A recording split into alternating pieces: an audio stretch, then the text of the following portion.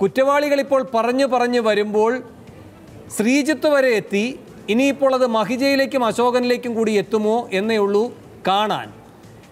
അപ്പോൾ അങ്ങ് ഈ വാക്കുകളെ വിശ്വാസത്തിലെടുക്കുന്നുണ്ടോ? ഇവരിങ്ങനെ മാറ്റി പറഞ്ഞതുകൊണ്ടാണ് ഈ സമരം ഇങ്ങനെ നീണ്ടുപോയത്. ഈ സർക്കാർ ചെയ്യേണ്ടതെല്ലാം ചെയ്തു. അത് അവർക്ക് ബോധ്യപ്പെടാതിരിക്കുന്നത് അവരുടെ അവസരവാദപരമായ നിലപാട് കൊണ്ടായിരുന്നു. ഒടുവിൽ പിടിവള്ളി ഇട്ടുകൊടുത്തു.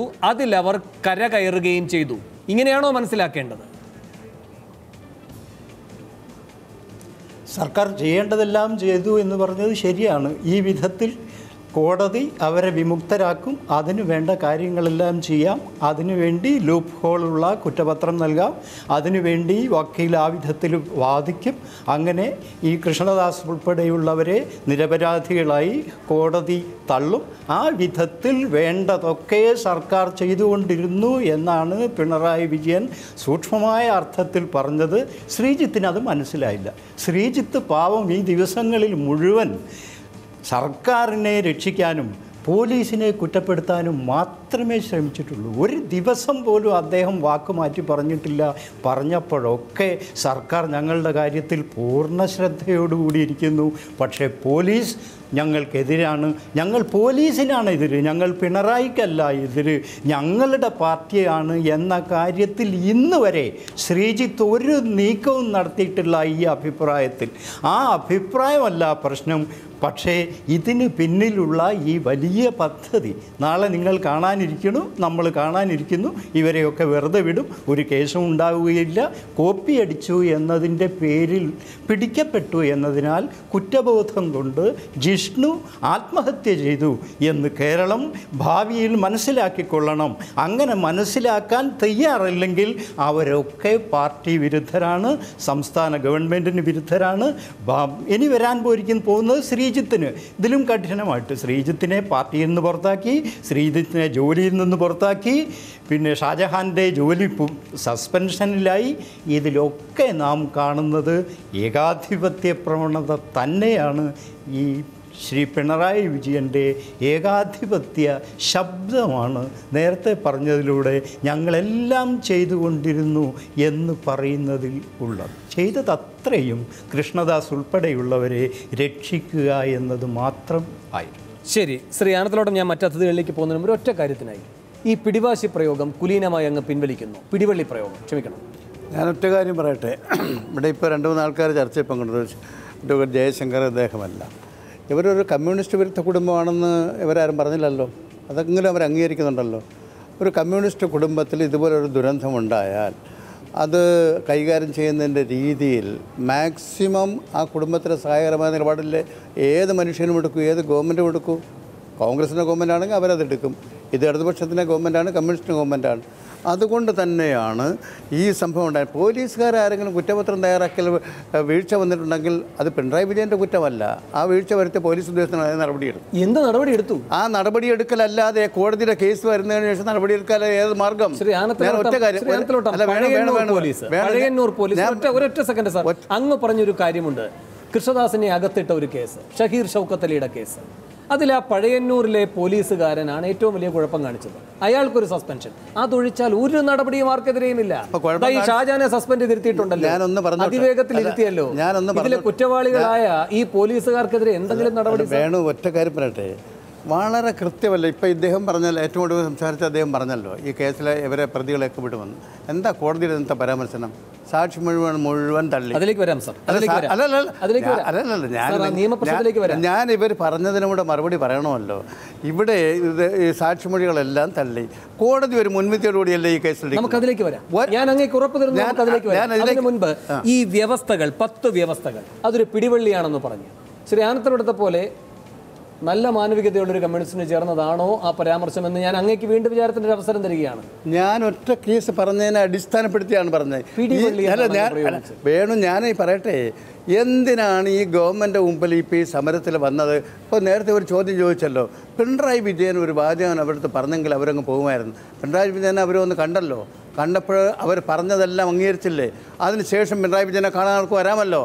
അവരെന്തിനാ സെക്രട്ടേറിയറ്റിൽ വരുന്നതിന് മുമ്പ് അവിടെ പോയത്? വന്നില്ലല്ലോ. ആ കേസിൽ മുഖ്യമന്ത്രി എന്തിനാ വിശ്വാസം കാണണം? പറഞ്ഞതുപോലെ ഒരു മുഖ്യമന്ത്രിക്ക് മഹിജയെ കാണാനുള്ള അവസരം പോലും ഈ കേരളത്തിൽ കിട്ടുന്നത് ഒരു കരാർ വ്യവസ്ഥയിലെ ഒരു നിബന്ധനയായി മാറുന്നു. അല്ലല്ല, അത് വ്യാഖ്യാനമാണ്. മുഖ്യമന്ത്രിയുടെ സമയം ലഭിക്കുന്ന മുറയ്ക്ക് ബന്ധുക്കൾക്ക് കൂടിക്കാഴ്ചയ്ക്ക് അവസരമൊരുക്കും 9ാമത്തെ വ്യവസ്ഥ. ഇപ്പോൾ കാണുന്ന വാർത്ത അറിയാമല്ലോ, 15-ാം തീയതി അവസരം കിട്ടിയിരിക്കും. അല്ല വേണു, ഈ കരാർ ഉണ്ടാകുന്നതിന് മുമ്പ്, സമരം ഉണ്ടാകുന്നതിന് മുമ്പ് മുഖ്യമന്ത്രിയെ കണ്ടല്ലോ. ശരിയാണ്. അവർ പറഞ്ഞ കാര്യങ്ങളൊക്കെ അംഗീകരിച്ചല്ലോ. വീണ്ടും അവർക്ക് വന്നിട്ട് നിങ്ങൾ പറഞ്ഞ കാര്യങ്ങൾ ഒന്നും നടക്കുന്നില്ല എന്ന് വന്ന് പറയാമല്ലോ. തടസ്സം ഉണ്ടായിരുന്നോ? ഇല്ലല്ലോ.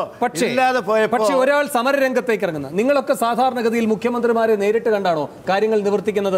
നിങ്ങൾ എന്തുകൊണ്ടാണ് ഒരു കമ്മ്യൂണിസ്റ്റ് കുടുംബം എന്ന നിലയിൽ മാത്രം അവരെ നിർവചിക്കുന്നത്? ഒരു സമര പാരമ്പര്യമുള്ളതാണ് ആ കമ്മ്യൂണിസ്റ്റ് കുടുംബം. ആ രക്തത്തിലൊരു പ്രതിഷേധമുണ്ടെങ്കിൽ അത് ജ്വലിക്കും. അത് അവനവന്റെ സർക്കാരാണ് ഇരിക്കുന്നത് എങ്കിൽ ആ സർക്കാരിനെതിരെയും ജ്വലിക്കും. അതിൽ അവസരവാദപരമായ സമരരീതിയേക്കാൾ വലിയ ആളാണ് DGP. അല്ല, അങ്ങനെയല്ല. മുഖ്യമന്ത്രിയേക്കാൾ വലിയ ആളാണ് DGP. അല്ല, മുഖ്യമന്ത്രി ഇവിടെ ഉള്ളപ്പോൾ സൗകര്യമുള്ളപ്പോൾ ആ സൗകര്യങ്ങൾ വിനിയോഗിക്കാതെ അവിടെ പോയതിന്റെ ഉദ്ദേശം എന്ത്? മുഖ്യമന്ത്രിയേക്കാൾ വലിയ ആളാണ് DGP എന്നതല്ല അവർ നൽകിയ സന്ദേശം. ഈ സമരത്തിൽ നിന്ന് കിട്ടിയ സന്ദേശം കമ്മ്യൂണിസ്റ്റ് കുടുംബത്തെ അപകീർത്തിപ്പെടുത്തുകയും അപഹസിക്കുകയും പിടിവള്ളി മുഖ്യമന്ത്രിയേക്കാൾ വലിയ ആളാണ് DGP എന്ന സന്ദേശമല്ല. അത് തന്നെയാണ് സന്ദേശം. ഇല്ലല്ല, ഈ സമരക്കാർ നൽകിയ സന്ദേശം എന്ന് പറയുന്നത് മുഖ്യമന്ത്രിയേക്കാൾ വലിയ ആളാണ് DGP എന്നല്ല. DGPയുടെ നേതൃത്വത്തിലുള്ള പോലീസ് സംവിധാനം ദുഷിച്ചിരിക്കുന്നു. അത് തിരുത്തേണ്ടതുണ്ട്. അതിൽ ആദ്യം ഞങ്ങൾ ഈ പറയുന്ന 1ാമത്തെ കാരണക്കാരന് മുന്നിലേക്ക് പ്രതിഷേധവുമായി പോകുന്നു. പിന്നെ പരമകാരുണികനായ പിണറായി വിജയൻ കനിയട്ടെ. അപ്പോൾ അത് എല്ലാം നല്ല രൂപത്തിലുള്ള. ഞാനൊരു കാര്യം കൂടെ പറഞ്ഞിട്ടെ, വേണു നല്ല ആങ്കറാണ്. പക്ഷേ ഈ പ്രയോഗങ്ങളൊക്കെ ഉണ്ടല്ലോ, പരമകാരുണികനായ അങ്ങനെ, അതൊക്കെ ഒരു മോശപ്പെട്ട ഭാഷയല്ലേ? ഞാനത് പിൻവലിക്കാം. അത് മോശമാണ് എങ്കിൽ ഞാനത് പിൻവലിക്കുന്നു ബഹുമാനത്തോടെ. ശ്രീ KM ഷാജഹാൻ, ഇവിടെ പിണറായി വിജയൻ പറയുകയാണ് ഷാജഹാൻ എന്ന് പറയുന്നയാളോട് ഒരു തരത്തിലുള്ള വ്യക്തിവിരോധവും പിണറായി വിജയനില്ല എന്ന്. അത് അങ്ങനെ അദ്ദേഹം പറയുന്നത് വെറുതെയല്ല. അദ്ദേഹം പറയുന്നത് ഈ സർക്കാർ വന്നതിന് ശേഷം ഇപ്പോൾ 10 മാസം കഴിഞ്ഞല്ലോ, എന്തെങ്കിലും വ്യക്തിപരമായ വിരോധം പിണറായി വിജയൻ ഉണ്ടെങ്കിൽ അത് ഈ ഗവൺമെൻറ് വന്ന ഉടനെ തന്നെ നടത്തണമായിരുന്നല്ലോ. അതിന് കാരണമാകാവുന്ന കാര്യങ്ങളെല്ലാം താങ്കൾ ചെയ്തുകൊണ്ടിരിക്കുന്നുണ്ടായിരുന്നല്ലോ, എന്നിട്ടും അത് ചെയ്യാതെ ഇരിക്കുന്നു. ഇപ്പോൾ ഒരു സംഭവം ഉണ്ടായി, അതിൻ്റെ നടപടികൾക്ക് താങ്കൾ വിധേയനാകുന്നു. അപ്പോൾ മാത്രം പിണറായി വിജയൻ വിരോധം തീർത്തു എന്നെങ്ങനെ പറയാൻ കഴിയും? കാരണം ഈ പിണറായി വിജയനെ ഇങ്ങനെ ആക്ഷേപിച്ചാലും ഇല്ലെങ്കിലും താങ്കൾ ചെയ്തു എന്ന് പറയപ്പെടുന്ന ഒരു പ്രശ്നം അവിടെ ഉണ്ടല്ലോ. ഇതാണ് അദ്ദേഹത്തിൻ്റെ ന്യായം. വേണു, ഞാൻ ആദ്യമായിട്ടൊരു കാര്യം പറയട്ടെ. ഇപ്പോൾ ഒരു ആഴ്ച ജയിലിൽ കിടന്നിട്ടാണ് ഞാൻ ഇന്ന് ഇവിടെ ഇറങ്ങി വന്നിരിക്കുന്നത്. എനിക്ക് അടിസ്ഥാനപരമായി ചോദിക്കാനുള്ള ചോദ്യം ബഹുമാനപ്പെട്ട മുഖ്യമന്ത്രി പിണറായി വിജയനോട് തന്നെ ചോദിക്കാനുള്ളത്, എന്താണ് ഷാജഹാൻ എന്ന് പറയുന്ന ഞാൻ ചെയ്ത കുറ്റം എന്നുള്ളതാണ്. അത് അദ്ദേഹം പറഞ്ഞു എന്ന് അദ്ദേഹമല്ല പറയേണ്ടത്, പോലീസുകാരാണ് അത് അന്വേഷിക്കുന്നത്. അല്ല, ഞാൻ പറയുന്നത് ഇതൊക്കെ ഇപ്പോൾ ആനത്തലോട്ടോ ആനന്ദനും ഒക്കെ തന്നെ ഇവിടെ പോലീസ് വേറെ ആരുടെ കീഴിലാണ് ജോലി ചെയ്യുന്നത്, പിണറായി വേറെ ആരോ കീഴിലാണ് ജോലി എന്നുള്ള ഭാഷയിലാണ് സംസാരിക്കുന്നത്. പിണറായി വിജയൻ എന്ന് പറയുന്നത് ഇവിടുത്തെ ആഭ്യന്തര മന്ത്രിയാണ്. ഇവിടുത്തെ പോലീസ് സംവിധാനത്തിൻ്റെ മുഴുവൻ ദിശ തീരുമാനിക്കുന്ന ആഭ്യന്തരമന്ത്രിയാണ് അദ്ദേഹം ഇനി പറഞ്ഞില്ലെങ്കിൽ പോലും ഞാനൊന്ന് ചോദിക്കട്ടെ. എനിക്കെതിരെ ഇട്ടിരിക്കുന്ന 2 വകുപ്പുകളുണ്ട്. ഒന്ന് 353 എന്ന് പറഞ്ഞൊരു വകുപ്പാണ്, 2 120B എന്ന് പറഞ്ഞൊരു വകുപ്പാണ്. 353 എന്ന് പറഞ്ഞ വകുപ്പ് എന്ന് പറയുന്നത് ക്രിമിനൽ ഫോഴ്സ് എന്ന് പറയുന്ന ഒരു സാധനം. അതായത് സർക്കാർ ഉദ്യോഗസ്ഥന്മാരും പോലീസുകാരും അവരുടെ കൃത്യനിർവഹണം നടത്തുമ്പോൾ ആ കൃത്യനിർവഹണത്തിന് തടസ്സം സൃഷ്ടിക്കുക എന്നുള്ളതാണ് 353. IPCയിലെ 120B എന്ന് പറയുന്നത് ക്രിമിനൽ ഗൂഢാലോചന. ഒരു ക്രിമിനൽ കുറ്റം നടന്നിട്ടുണ്ടെങ്കിൽ ആ ക്രിമിനൽ കുറ്റവുമായി ബന്ധപ്പെട്ട് നടത്തുന്ന ഗൂഢാലോചന, ഇതിനാണ് 120B എന്ന് പറയുന്നത്. അപ്പോൾ 353 120B. എനിക്കിനിപ്പോൾ പിണറായി വിജയൻ പോലീസ് അന്വേഷിക്കുള്ളൂ എന്നായിക്കോട്ടെ. എനിക്ക് പിണറായി വിജയനോട് ചോദിക്കാനുള്ള ചോദ്യം, പോലീസ് മന്ത്രി എന്നുള്ള നിലയിൽ എന്തടിസ്ഥാനത്തിലാണ് 353 എൻ്റെ മേൽ ചുമത്തിയത്? കാരണം ഞാൻ അവിടെ ഒരാളോടും സംസാരിച്ചിട്ടില്ല. ഞാൻ അവിടെ ചെന്ന് 5 മിനിറ്റിനുള്ളിൽ എന്നെ അറസ്റ്റ് ചെയ്ത് പോലീസ് വണ്ടിയിലിട്ട് കൊണ്ടുപോയി. ഞാൻ ഒരാളുടെയും കൃത്യനിർവഹണത്തിന് എതിർത്തിട്ടില്ല. ഷാജർ ഖാനെ അറസ്റ്റ് ചെയ്യുന്ന ഘട്ടത്തിൽ എന്തിനാണ് അത് ചെയ്യുന്നതെന്ന് ചോദിച്ചു. ഔദ്യോഗിക കൃത്യനിർവഹണം തടസ്സപ്പെടുത്തലാണ്. അല്ല, ഞാൻ പറയുന്നത്, ഞാൻ എൻ്റെ ഒരു വാദം പറഞ്ഞോട്ടെ. ഷാജർ ഖാനെ വണ്ടിയിലേക്ക് വലിച്ച് പെടലിക്ക് പിടിച്ച് തള്ളി കയറ്റുന്നത് കണ്ടപ്പോൾ ഞാൻ ചോദിച്ചത്, ഷാജർ ഖാനെ നിങ്ങൾ അറസ്റ്റ് ചെയ്യൂ, എന്തിനാണ് ഈ പെടലിക്ക് പിടിച്ച് തള്ളുന്നത്? ഇതാണ് ഞാൻ ചോദിച്ച ചോദ്യം. ഔദ്യോഗിക കൃത്യനിർവഹണം തടസ്സമാണ്. അപ്പോൾ ഇത് മതി, ഇതാണ് ചോദ്യം. അപ്പം ഇത് മതി. ഇനി ഗൂഢാലോചന എങ്ങനെയാണെന്നുള്ളത് എനിക്ക് മനസ്സിലാവുന്നില്ല. അദ്ദേഹം ചില സൂചനകൾ നൽകുന്നു. ദുസ്സൂചനകളാണ് ഷാജഹാനെ ബുദ്ധിമുട്ടേണ്ടി വരും. ഇവിടെ കഴിഞ്ഞ ദിവസങ്ങളിലെല്ലാം ചർച്ചയിൽ പങ്കെടുക്കുന്ന ആളുകൾ പറയുന്നുണ്ടായിരുന്നു ഈ കുടുംബം പറയുകയാണ് ഷാജഹാനെ അറിയില്ല എന്ന്. അപ്പോൾ പിന്നെ ആ കുടുംബത്തിൻ്റെ ഒരു പ്രക്ഷോഭത്തിൽ ഷാജഹാൻ പങ്കെടുത്താൽ എങ്ങനെയാണ് ഗൂഢാലോചനയാവുക? കാരണം കുടുംബത്തിന് തന്നെ അറിയില്ല. കുടുംബത്തിന് അറിയാത്ത ഒരാളിന് എങ്ങനെയാണ് ഗൂഢാലോചനയിൽ പങ്കെടുക്കാൻ കഴിയുക? ഒറ്റ വ്യക്തിയായാണ് വന്നത്, അവനവനോട് തന്നെ ഒരാൾക്ക് ഗൂഢാലോചന നടത്താൻ കഴിയുമോ? ഇതൊക്കെയായിരുന്നു വാദഗതികൾ. പിണറായി എന്ന് പറഞ്ഞു വ്യക്തിയല്ല, വ്യക്തികളുണ്ട്. എനിക്കത് മനസ്സിലാവുന്നില്ല. CPM പോലൊരു പാർട്ടി ഈ കുടുംബം മാത്രം സമരം നടത്തുക, ഞങ്ങളതിനകത്ത് നുഴഞ്ഞു കയറുക. ഈ പിന്നെ കൂത്തുപറമ്പിൽ 5 സഹാക്കളും മരിച്ചു. 5 സഹാക്കളുടെ കുടുംബങ്ങളാണോ സമരം നടത്തിയിട്ടുള്ളത്? CPM നടത്തിയിട്ടുള്ള സമരങ്ങൾ മുഴുവൻ പിന്നെ കുടുംബങ്ങളെ മാറ്റി നിർത്തിയിട്ട് മറ്റുള്ളവർ മാറി നിൽക്കലാണോ? നുഴഞ്ഞുകയറ്റം എന്ന് പറഞ്ഞാൽ നുഴഞ്ഞുകയറ്റത്തിൻ്റെ നിർവചനം എന്താണെന്ന് ഇവർക്ക് മനസ്സിലാവുന്നുണ്ടോ? ഗൂഢാലോചന നിർവചനം എന്താണെന്ന് ശരി. പക്ഷേ 1 മണിക്കൂർ പോലീസിന്റെ കയ്യിൽ കിട്ടിയല്ലോ. കോടതി കൃത്യമായി ഇടപെട്ടിട്ടുള്ളത് കൊണ്ട് പോലീസ് കസ്റ്റഡിയിലല്ല, ജുഡീഷ്യൽ കസ്റ്റഡിയിലായിരുന്നു ചോദ്യം ചെയ്യൽ.